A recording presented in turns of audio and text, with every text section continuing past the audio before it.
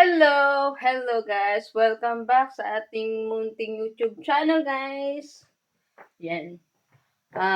For today's video guys, mag-share lang ako kasi guys, cooking for today's muna tayo. Cooking for today's. Prepare na ako ng ricados guys. For today's video, magluto muna tayo guys. Ayan. Ito yung ricados niya. Tapos nagpakulo na rin tayo ng gulay. Palambutin lang natin to guys. Kasi usually yung mga tao dito, ganito sila magluto. Kailangan palambutin yung gulay. Tapos nagpakulo na rin tayo ng palambot tayo ng buto-buto. So yun.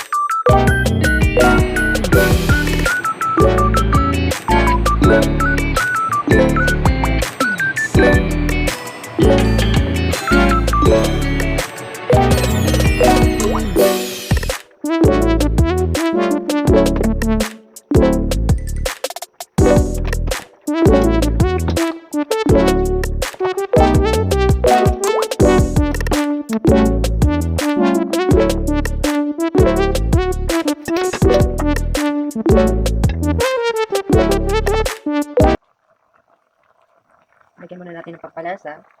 Tapos isunod natin itong gulay. Ito yung usually pampalasa nila guys. Parang kaming Taiwan. Basta ito yun.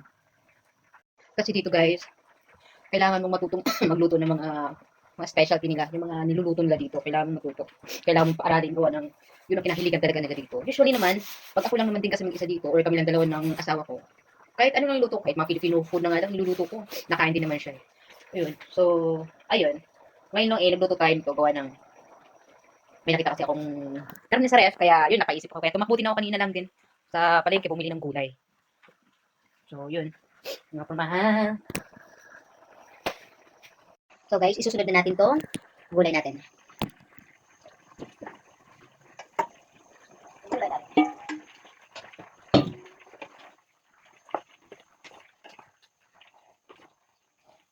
Kasi ilagay lang natin itong sinigin.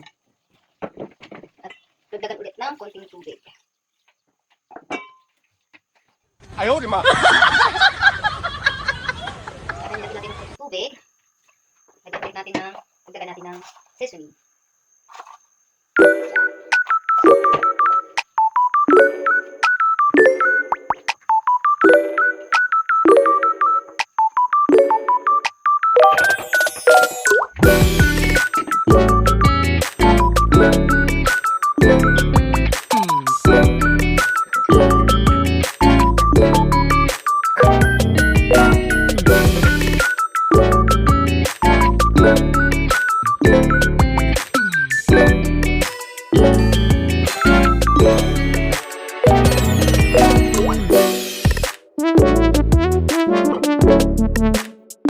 So ngayon, tapos na tayo magluto, maglinis na tayo ng kusina, hugas ng pinggan, linis muna tayo dito pagkatapos natin magluto, gawa ng para naman maayos tignan yung kusina natin.